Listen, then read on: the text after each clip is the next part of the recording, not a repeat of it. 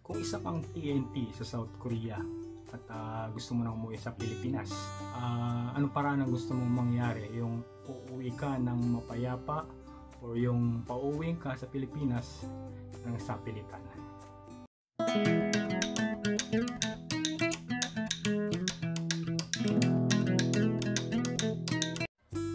Hey, what's up guys? It's me Marlon, just for Fun TV, and welcome sa ating YouTube channel. So for today's vlog mga lods, may share ako sa inyo yung dalawang paraan kung paano umuwi ang isang TNT or yung overstay dyan sa South Korea.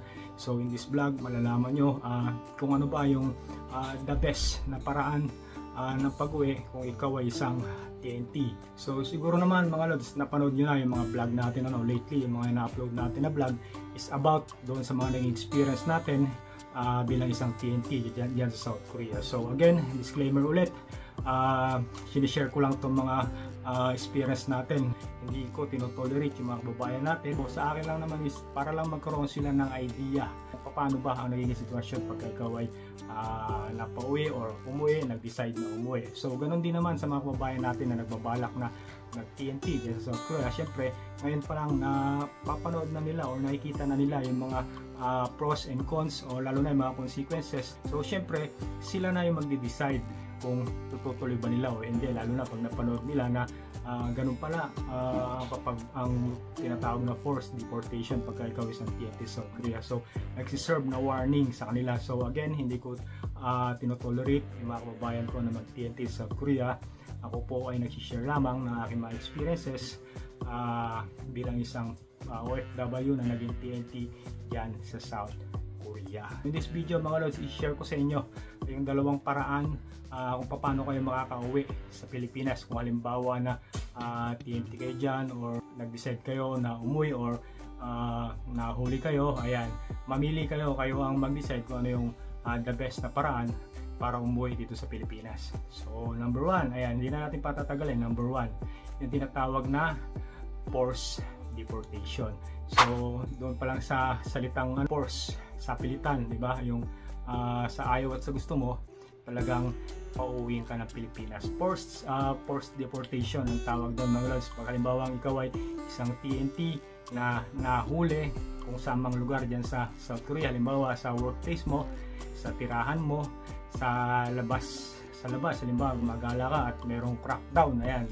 So pag nahuli ka at wala kang TRC o wala kang kaukulang dokumento, syempre aarestuin ka, maging policeman ay makahuli sa'yo or immigration.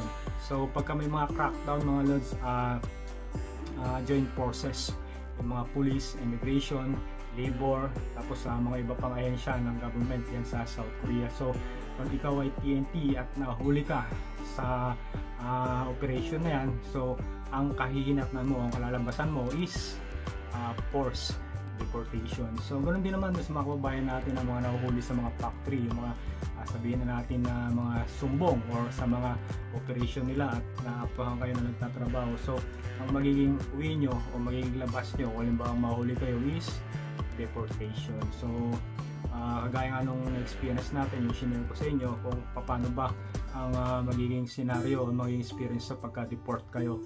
So kung napanood nyo yung previous vlog natin, ganun na ganun yung tinatawag na forced deportation. Yung uhulihin kayo, dadakmain kayo, yung pupusasan kayo, at kung halimbawa man na pumalag kayo, may mga pagkakataon pa na minsan, ayan, sasaktan kayo, yung halimbawa sisikmurahan, mumurahin, sisigawan. So ganun yung tinatawag na forced deportation. So pupusasan ka, dadalhin ka sa immigration at mananatili ka doon ng ilang araw hanggat hindi ka nakakapag-provide ng pamasahe mo or hanggang hindi nakiklear yung record mo. So yun yung mga experience ng mga TNT na napapauwi ng sapilitan. So ngayon, share ko naman sa inyo kung ano yung isang paraan kung paano kayo makauwi ng Pinas ng mapayapa. So ito yung sinasuggest ko sa mga kababayan natin dahil sa paraan na to, talagang hindi kayo mahihirapan at hindi nyo mapipil na kayo'y pressured or talagang uncomfortable, kasi ang magiging sistema nito pag uwi nyo ng Pinas, para lang kayong isang regular na pasahero. So number 2, na paraan ng pag-uwi ng Pilipinas. Ito yung pinaka the best at may suggest ko sa inyo. Ito yung matiwasay na pag-uwi. So kanina lang para masigurado ko yung sistema o yung paraan. Ayan, nag-chat ako doon sa isang kaibigan natin na umuwi few months ago at through voluntary exit or voluntary surrender. So voluntary surrender ang tawag doon mga lods, yung magde-decide ka na umuwi, magre-report ka sa local na immigration o sa pinakamalapit na immigration office sa inyong lugar. So paano ba gawin yung voluntary surrender na tinatawag na yun? So ano ba yung mga requirements? Unang-una, syempre yung passport mo dapat valid dyan, dapat may passport ka, no? Tapos pangalawa, yung iyong plane ticket. So bili ka na ng ticket mo, halimbawa decide ka na uwi na ako this month or next month, ayan. So ang gagawin mo, bumili ka ng ticket or plane ticket muna. Diba, 3 days yung pinaka maikli bago yung flight mo, yung pagre-report mo sa immigration. Kung may mga ayusin ka pa, kung halimbawa ikaw isang EPS, so mas maganda yung mga 2 weeks before ng flight mo or 10 days mag-report ka na sa immigration. So para meron ka pang ilang araw para ayusin mo yung mga benefits mo na dapat ayusin. So 3 to 10 days to 2 weeks yung dapat na pagre-report mo sa immigration before bago yung flight na kinuha mo.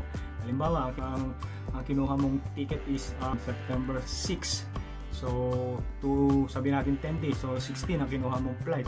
So kung may mga ayusin ka, ayan, maayos mo pa. So yan ang gagawin mo, kumuha ka ng ticket 10 days before ng flight mo at mag-report ka sa pinakamalapit na immigration office sa inyong lugar.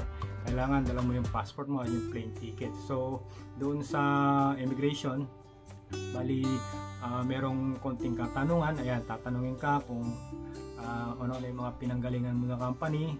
So hindi ko na i-detail sa inyo kasi yun lang kinuwento sa akin ng kaibigan ko, ano. Pero maghanda kayo nung address kasi sa tropa natin may itinanong na address kung saan siya nag-i-stay. Sabi nila yung iba tinatanong kung saan yung mga pinanggalingan mo company. So doon sa kaibigan natin tinanong siya yung address niya lang nakasalukuyan kung saan siya nag-i-stay. So tinuro niya nga yung tinitirahan natin kasi before siya umuwi sa atin siya nakituloy. So yung address natin ang tinuro niya. At fortunately hindi man tayo pinuntahan doon ng immigration. So yun mga lods, after mo mag-report sa immigration, bibigyan kanila ng departure order. Isang papel yun na nakalagay na departure order, ganito, ganyan, yung pangalan mo, yung flight mo. So kapag may departure order ka na, halimbawa masita ka sa labas ng mga police or immigration, hindi ka nila huhulihin kasi nga meron ka ng departure order. So pagdating sa araw ng flight mo, pupunta ka lang sa airport na para kang isang regular na passenger. Yung isang kaibigan natin, sabi niya, inano siya sa immigration office, meron konting tanong, tapos mga after 3 to 5 minutes pinalabas din siya. So ibig sabihin hindi ganun ka-hassle. Tapos yung isang kaibigan natin, ayan, may shoutout sa'yo, Ate Winnie, ayan, maraming salamat dun sa konting info na binahagi mo sa akin. Ayan, hindi daw siya tinanong, walang hassle mga lods, wala lang tinanong sa kanya nung pasok niya sa departure area. So nagkaroon lang ng problema kasi yung passport niya, pag swipe niya, wala na daw lumalabas na na record kasi nga matagal na siya sa South Korea at nawala na yung record niya. So ginawa nung sa immigration, dahil malilate na siya sa flight niya, pinalabas na lang siya. So wala nang tanong-tanong, para lang isang mga lods, regular na passenger, smooth yung kanyang pag-uwi.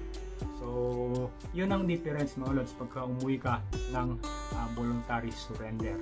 So ulitin natin kung ano yung dalawang paraan kung paano ka uwi ng Pilipinas kung ikaw ay PNP South Korea. Number 1, yung sinabi ko sa inyo kanina na forced deportation o yung sa pilitang pagpapauwi kasi nga nahuli ka ng police or ng immigration.